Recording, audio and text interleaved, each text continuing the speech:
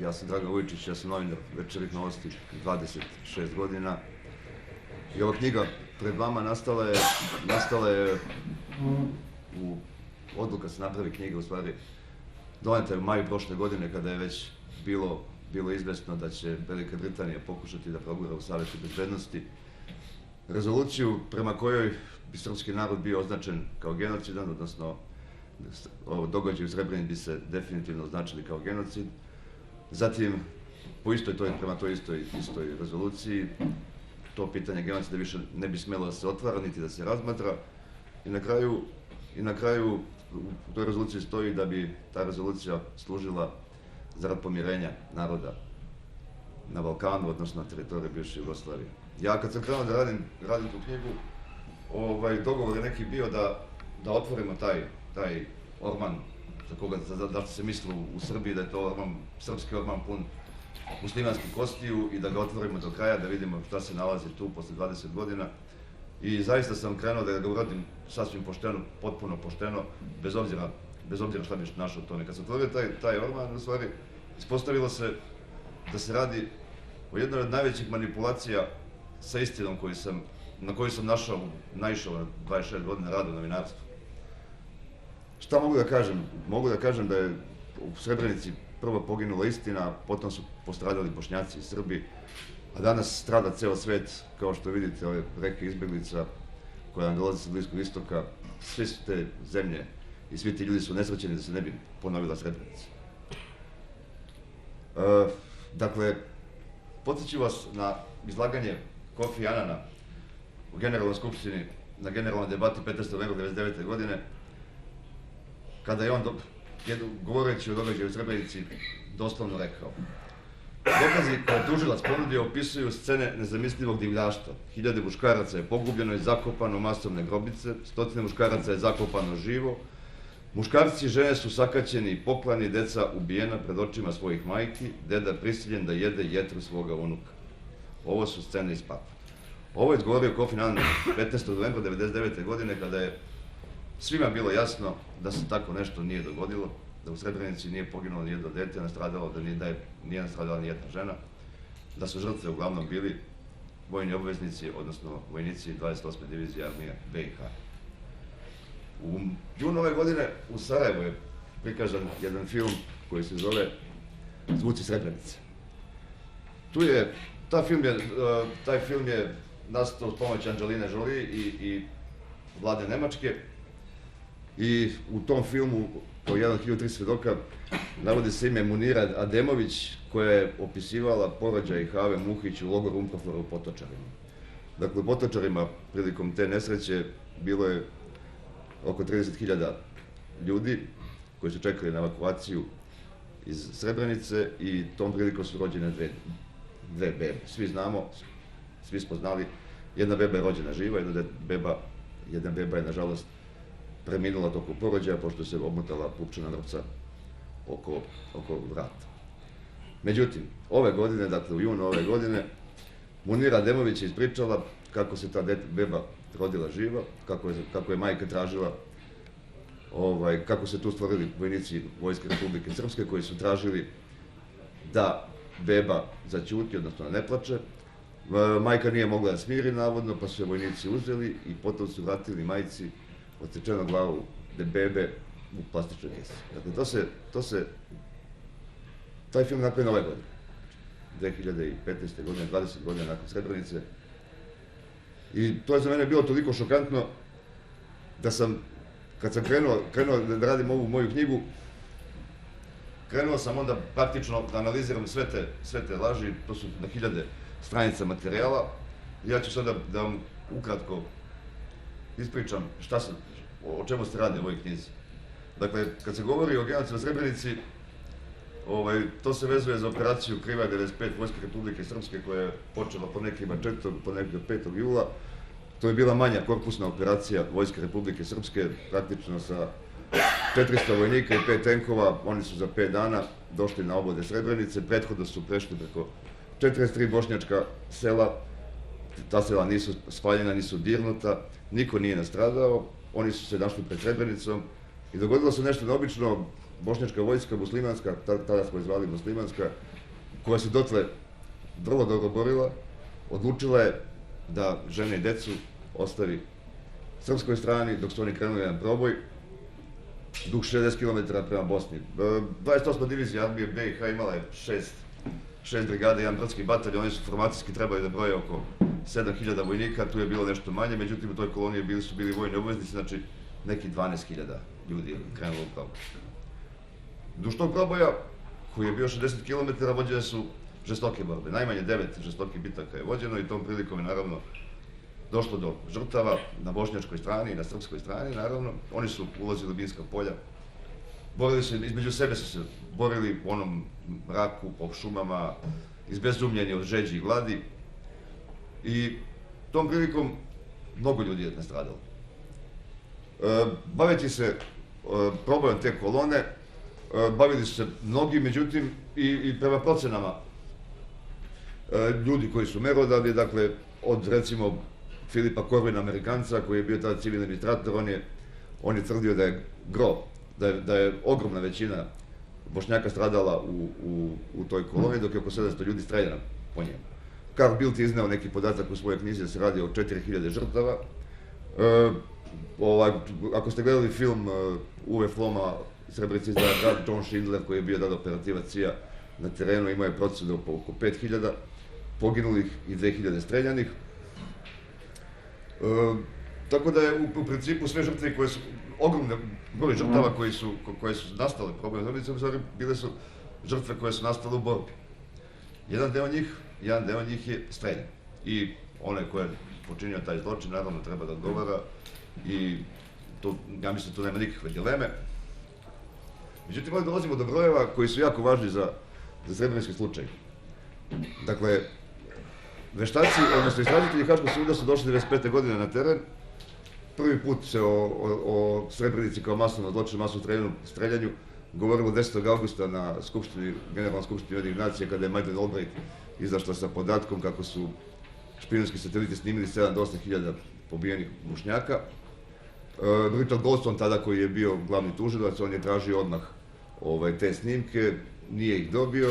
Tek 2007. Ruiz, koji je bio glavni istražitelj, stvari priznao da ti snimci ne postoje, da su to snimci sa platforme U-2, odnosno sa špijunskog aviona, koji je star nekoliko desetina godina i se praktično na njima ne može vidjeti ništa. Dakle, kad govorimo o genocidu, genocid, u principu definicija genocida je prosta, to je namjera jedne strane da delimično i potpuno uništi drugu stranu. Efraim Zuroff u predvečeri ovih događaja je rekao da on genocid u Srebrenici nije video. Naravno, kod genocida jako je bitan broj poginulih, je li tako? Zarad istine, treba reći da Haški sud kao relevantne dokaze i podatke ima 3568 slučajeva, odnosno 3568 posmrtnih ostataka ljudi koji su iskopani masovnim grobnicama oko Srebrenice. Dakle, to je taj broj i to je ta haška forenzika i samo o tome se radi. Od tog broja postoje dokazi da je 442 čoveka streljano. Na to ukazuju podaci da su im bile vezane ruke nekima od njih. 505 ljudi je poginulo puščanog metka, međutim, ne može se govoriti o streljanju, odnosno ni patološki stručnjaci nisu tu saglasni. Ostali broj poginulih su stradali u artiljerijskoj vatri, odnosno jedan ogroman broj nije se moglo utvrditi način njihove smrti. Mi naravno ovdje sad govorimo o brojevima, mada govorimo o mrtvim ljudima i onda je to malo nelagodno i kada se priča. Međutim, ja sam zaista, dok sam radio ovu knjigu kao hrišćanin, bilo mi je jako mi je bilo stalo da ne povredim nikoga. Međutim, kada sam pročitao na koji način se Haški sud odnosi prema tim brojevima, prema ljudima, sve mi je postalo jasno. Dakle, posljednje presudi Haškog suda, to je presuda generalu Tolimiru iz aprila prošle godine. On je osuđen na doživotnu robiju zbog smrti kao kriv za smrt 4970 ljudi. to je moralski priznati manje od između 7 i 8 hiljada. Prethodna presuda iz 2012. teretila ga je za smrt 5700 ljudi. I gledajući šta se dogodilo sa tih 700-800 ljudi, kako su nestali za ove 3 godine, došao sam do studije pukovnika Ratka Škrbića, koji je prvi, dakle pre nekoliko godina, seo i sabrao te brojke Haškog suda sa kojima su oni već donosili presude prethodno Popoviću i ostalima, generalu Krstiću, da ne pričamo o Tolimiru i tako dalje. Dakle, kako je uočio to prvi pukovnik, Srbi su zarobili jedan broj ratnih zarobljenika prema tužilaštvu, od toga za 400 više su izveli na streljanje, nastredili su za 400 više od onoga što su izveli na streljanje. Dakle, neverovatna jedna manipulacija, jedna aljkavost koja govori samo o radu tog suda. Tako da, na kraju, kad su sabrali te 3 kolone, kada su dostojili da saberu te kolone, izašla je ta cifra 4900. Ja govorim ovdje o ciframa, znači ne o ljudima.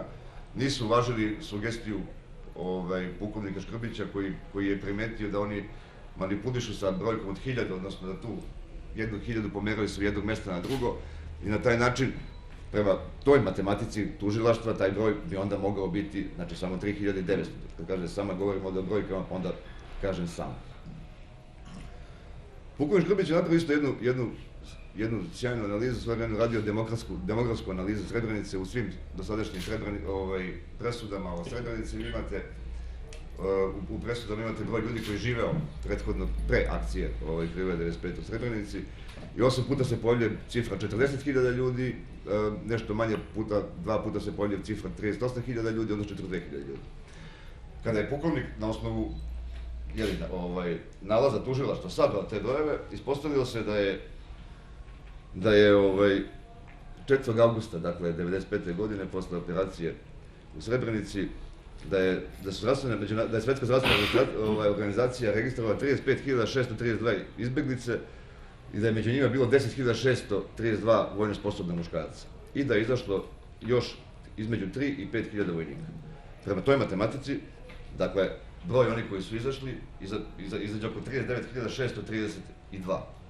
Po toj matematici, dakle, niko nije poginuo. Naravno, to se nije dogodilo. Međutim, ovo govorimo samo o manipulaciji brojkama, o manipulaciji sa istinom, o manipulaciji sa mrtvim ljudima, sa sudbinama tih ljudi.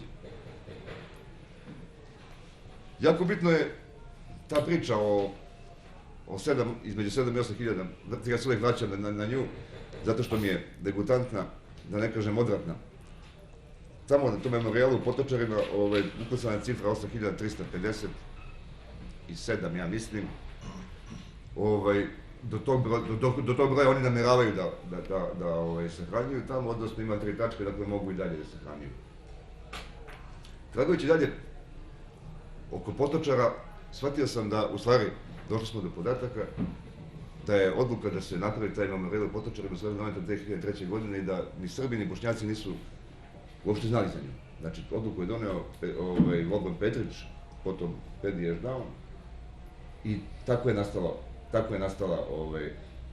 taj memorijal. Srpska republika je platila 4 miliona maraka, ja mislim, za tu zemlju. I tako se krenulo. Da vas podsjeti, 2003. godine haški istražitelji, forenzičari su završili svoj posao. Oni su završili posao u kraju 2002. godine, dakle 3568 su imali tih slučajeva, međutim onda počinje ta masovna proizvodnja žrtava. Na kraju, ti Potočari, videli smo i sami šta su postali sami po sebi, ove godine su i naš premijer je bio tu i čak su mi posle Republika Srbija i uputila neku pomoć u Srebrenicu od 5 miliona maraka i meni je sve to bilo, da kažem, degutantno. Iz prostog razloga, radeći na ovoj knjizi, došlo se do podataka, u stvari to su javni podaci, nisam ja mnogo tragao za njima, da je od 1995. godine do nedavno u Srebrenicu ušlo oko $1 milijardu. Znači, to su neki programi koji imaju u sebi atribut Srebrenice i za tih $1 milijardu otprilike napravljen je samo taj memorijal srpskog genocida. Ostalo nije ništa, vidim, obnovljena zgrada opštine, nijedna fabrika nije napravljena. Nismo im sada opet dali 5 miliona maraka, nadam se da će ga pametnije potrošiti. Reći da duži, Srebrenica, to je jedan jedna od najmasovnijih i postala je matrica zla, to je klasičan primjer false flag operacije, dakle napravite ratni zločin, podmetnete drugoga, okrivite tog drugoga. Sad smo bili svjedoci nedavno na suđenju Mladiću, generalu Mladiću, Beradiću, govorili svjedoci o drugim false flag operacijama kao što su Markale 1, 2.